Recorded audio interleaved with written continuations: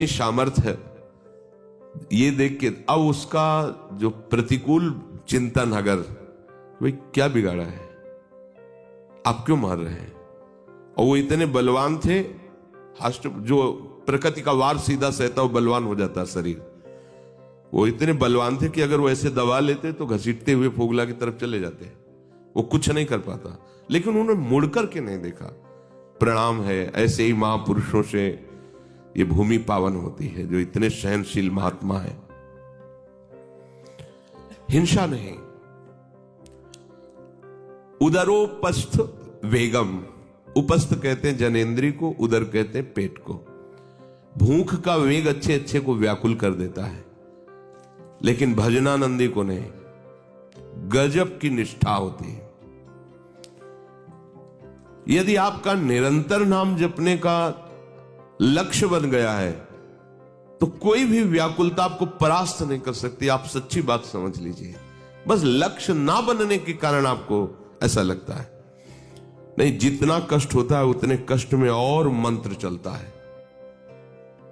ये निज अनुभव कहूं खगेशा, और मंत्र चलता है और नाम चलता है, क्योंकि उस कष्ट से बचने का एक ही उपाय है, उसका चिंतन हट जाए और प्रभु का चिंतन चलने लगे। इसलिए भागता है मन प्रभु के चरणों की तरफ। भूख की व्याकुलता को सहने का अभ्यास होना ही चाहिए परमार्थ के उपासक को। भले आपके पास सारी सुविधाएं हैं, पर आप इसका भी स्वाद लीजिए, क्षुधा का स्वाद लीजिए। भूख की व्याकुलता को सहना सीखिए। अगर इससे आप नहीं तो फिर ऐसे रोग होते जाएंगे शरीर में कि आपको उसी के आश्रित होना पड़ेगा। देखो, डॉक्टर की सोच और योगी की सोच दोनों की अलग अलग धारा है। डॉक्टर केवल शरीर को जानता है और वो पढ़ाई के अनुसार शरीर की नस नाड़ियों को कब क्या चाहिए उस विधान से जानता है। ना तो वो अनुभव किए हुए अपने में, और ना उसे प्राण का परिचय है, ना मन का परिचय, ना बुद्धि का परिचय, ना चित्त का परिचय, ना आम का परिचय। आज तक कोई मशीन नहीं पैदा हुई कि ये प्राण है और ये मन है, ये बुद्धि, ये चित्त है कहीं? और योगी सबका परिचय जानता है, सबका अनुभव किए हुए। परमार्थ के पति को योगी की भगवत मार्ग में आरूढ़ महापुरुषों की बात माननी कि डॉक्टर कहता है खाली पेट रहने से नुकसान है। अगर आप लंबे समय तक खाली पेट रहेंगे एसिड बनेगी, परेशानी होगी। योग कहता है खाली पेट रहने से वायु पचेगी, चर्बी भस्म होगी, जठराग्नि प्रबल होगी, आध्यात्मिक शक्ति बढ़ेगी। ये अनुभव की बात कह रहा हूं, ये अपने अनुभव की बात कह रहा हूं। कई कई दिन भोजन नहीं मिला, अगर शाम के घाट में जाके बैठे तो सतुआ ऐसे मिला है जैसे शहद में मिला के चाटने के लिए आयुर्वेदिक औषधि मिलती है। इतना इतना सतुआ सबके ढक्कन में डाल, सैकड़ों भिक्षुक बैठे हुए हैं घाट में, कोई एक थोड़ी बैठा। अब कोई मिठाई बांट रहा है तो किलो 2 किलो मिठाई लिया, एक एक आधी आधी पीस सबको दे। बस एक बार 2 बार जो मिला उसी समय 10-20 मिनट में उठे, बस चल दिए। तब तो हमें बहुत भारी बीमार हो जाना चाहिए था डॉक्टर के अनुसार। और ये कम से कम 25-30 वर्ष से दिनचर्या चली है कि 2 बजे के पहले कुछ नहीं खाना पीना। 2 बजे के पहले 24 घंटे में 2 बजे दिन में माधुकरी मांग करके पाना। शाम के अगर बिहारी जी के गए उधर मिल गया कुछ भिक्षा में थोड़ा डाल लिया, नहीं चाय नाश्ता ये सब कभी कुछ नहीं। और कभी जुकाम नहीं हुआ, कभी बुखार नहीं हुआ, कभी परेशान नहीं हुई। अब ये रोग के कारण फिर प्रकृति का वार सहना असमर्थता के कारण असंभव हो गया। इसलिए सुविधाएं, साधु को सुविधा नष्ट करती है। सीधे प्रकृति का वार सहने से निरंतर भजन होता है। भजन का अभ्यास न हो तो सुविधा भोगी भजन नहीं कर सकता, ध्यान रखना। उदर वेगम, भूख के वेग को सहने का अभ्यास होना चाहिए। उपस्थ वेगम, जब जनेंद्री मैथुन धर्म के लिए व्याकुल करती है तो अच्छे अच्छे की निष्ठा फिसलने लगती है। इसलिए उपासक सावधान रहे, इस वेग को चिंतन में ही ना आने दे। वेग की स्थिति में जोर जोर से नाम कीर्तन करे, कभी किसी से सांस भी न ले कि हमको काम सताता है, बात मान लेना। कभी किसी को व्यक्त भी स्वप्न में ना होने दे कि हमारे अंदर काम वेदना आती है। शांत और स्वयं में उसमें तन्मय ना हो, उसी समय कीर्तन करो। नहीं रहा जा रहा तो प्रियाजू से रो, काम दुख निकंदनी लाडली आपकी शरण में हूं, आप मुझे बचा लो, मुझे संभाल लो। हे प्रियाजू, ये वेदना सहने की सामर्थ्य दे दो या इस वेदना को मिटा दो। प्रार्थना करो अपने आराध्य देव से। यदि प्रार्थना करने की जरूरत नहीं है, पर यदि आप ऐसा समझते हैं कि मैं सहन नहीं कर पा रहा, तो प्रार्थना कीजिए और उस समय चिंतन को बचाइए। अगर आपका चिंतन बच गया तो फिर चेष्टा नहीं होने पाएगी। चिंतन नहीं बचा तो आप फिर चेष्टा युक्त हो जाएंगे। ये वेग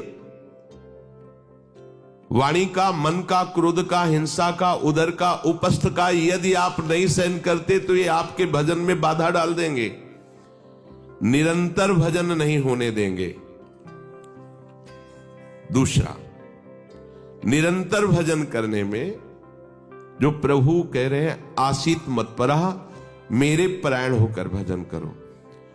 अब इन वेगों से बचकर क्यों भजन में चलता है, तो उसके अंदर एक बात आने लगती है, मैं अच्छा भजनानंदी हूं। जहां ये बात आई तहां वो दूसरों जो वैष्णव है, महतजन है, महात्मा जन है, वो टीका टिप्पणी करने लगता है उनकी। ये होता है। अपने में श्रेष्ठ भाव आने पर दूसरे साधकों की, वैष्णवों की, महापुरुषों की, महतजनों की वो टीका टिप्पणी करने लगता है। ऐसा क्यों, ऐसा, ऐसा क्यों, ऐसा। ये आपके भजन को ही रोक देगा। निरंतर भजन चलने की तो बात जाने, तो भजन से ही विमुख कर देगी ये वृत्ति। ये 6 बातें संतों के प्रति नहीं करनी चाहिए। वो वेग सहो और ये बात भूलकर अपनी वाणी पे न लाओ। बास निरूपण,